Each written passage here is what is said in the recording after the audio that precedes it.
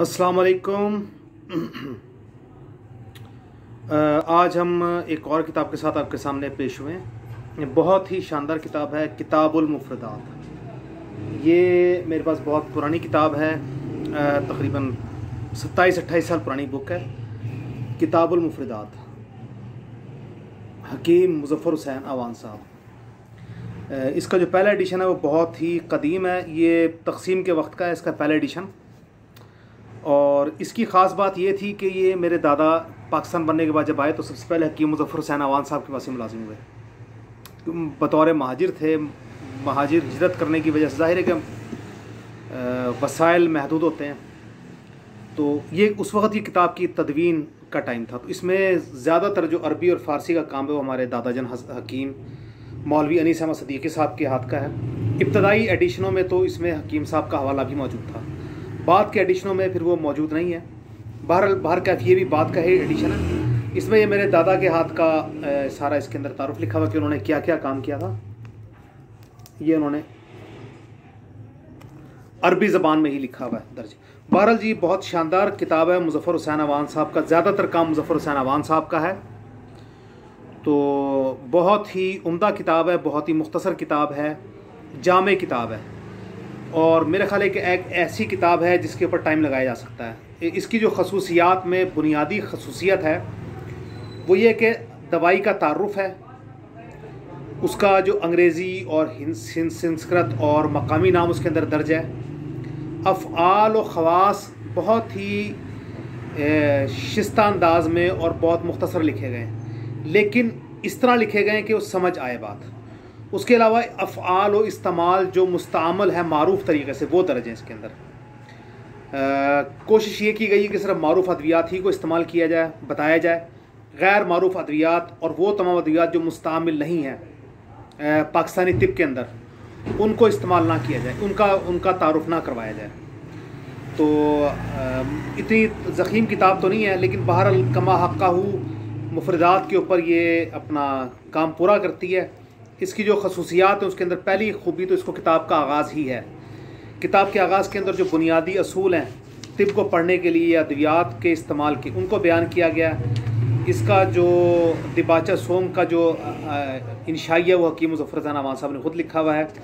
अर्ज़ हाल भी हकीम मुज़फ़्फ़र हुसैन अवान साहब का ख़ुद ही लिखा हुआ है। और मैंने जिस तरह अर्ज़ किया कि पहला एडिशन इसका 1950 में लिखा गया। खसूसियात के अंदर मैंने जिस तरह पहले जिक्र किया कि इसके अंदर अद्वियात को शनाख्त करने के तिब्बी यूनानी असूल, कि हम किन असूलों की बुनियाद पर यह तय करते हैं कि ये दवाई किस मिजाज की है।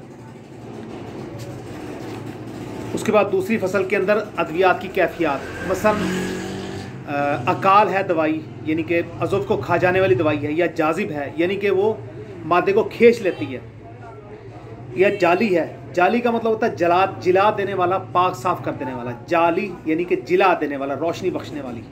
जामिद जमा देने वाली, हालिक हक्काक मुहक्किक। इसी तरह दाबिक दाफ़े खुमार, रादे पलटाने वाली, मुखालिफ उल्टा अपना बास यानी बाहर की तरफ निकालने वाली। आसिर निचोड़ने वाली। ये वो इस्तिलाहात हैं जो अमूमी तौर पर तबीब इस्तेमाल करते हैं। तो हकीम साहब ने फ़सल 2 में इसका भी मुकम्मल तफसीली तारुफ दिया हुआ है। उसके बाद जो तीसरी, यानी ये तवील, ये काफ़ी ज़्यादा होते हैं, मैं इसलिए इन सबको आपके सामने बयान नहीं करूँगा। जो फसल है, अगली फसल है, तीसरी फसल के अंदर इस्तिलाहात हैं, जिस तरह आबे ज़न, आब का मतलब पानी होता है, आबे ज़न यानी कि पानी में बैठना। इक्तहाल सुरमा लगाना। इसी तरह ये काफ़ी सारी इस्तिलाहात हैं, हकीम साहब ने इनका भी मुख्तसर तारुफ बयान किया हुआ है। चौथी फसल के अंदर ऐसे मामलात हैं जिनमें अद्वियात को प्रोसेस या अद्वियात को काबिल इस्तेमाल बनाने के तरीके, जिस तरह इहराक यानी कि जलाना, अपना सॉल्यूशन या चीज़ों को हल करने के बाद उनकी नई चीज़ बनाना। तशविया, तशविया का मतलब होता है, समझ लें कि मैसीरेशन यानी कि अद्वियात का किसी तरह उनका जो जुज़ है वो निकालना। इसी तरह ये काफ़ी सारी यानी इस्तिलाहात हैं जिनको हकीम साहब ने मुकम्मल तौर पर दर्ज किया हुआ है। यानी कि कमा हक़्क़हू इतनी है कि इनसे अगर कोई तबीब नहीं भी है तो इन इस्तिलाहात को समझने के बाद और याद करने के बाद वो कुछ ना कुछ तिब्ब यूनानी को समझ सकता है। इसके लिए हकीम मुज़फ़्फ़र हुसैन साहब जो हैं वो तारीफ़ के काबिल हैं। अल्लाह ताला उनको जगह अता फरमाए, उनके दर्जात को बुलंद फरमाए।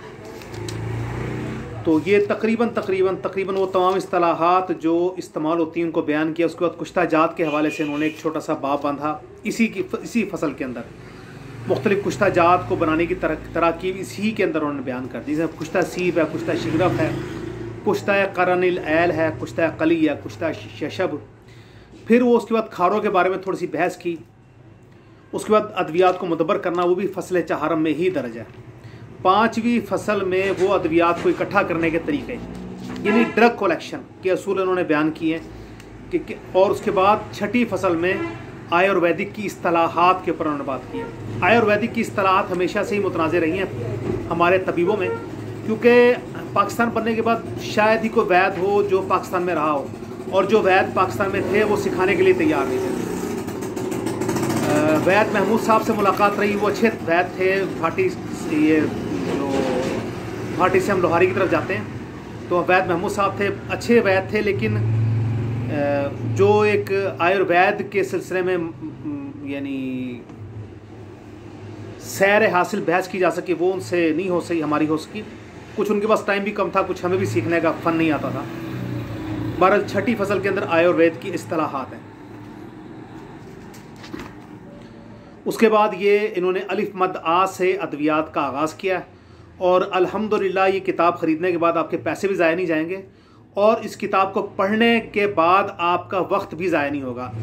इंशाअल्लाह अज़्ज़ा वजल अगर आप इस किताब को अच्छे तरीके से पढ़ेंगे तो इंशाअल्लाह अगर आप तबीब हैं तो आपके इल्म और यानी महारत में इजाफ़ा होगा, और अगर आप गैर तबीब हैं तो आपको देसी अद्वियात के बारे में कमा हक़्क़हू मालूमात हासिल हो जाएंगी। वमा अलैना इल्लल बलागुल मुबीन।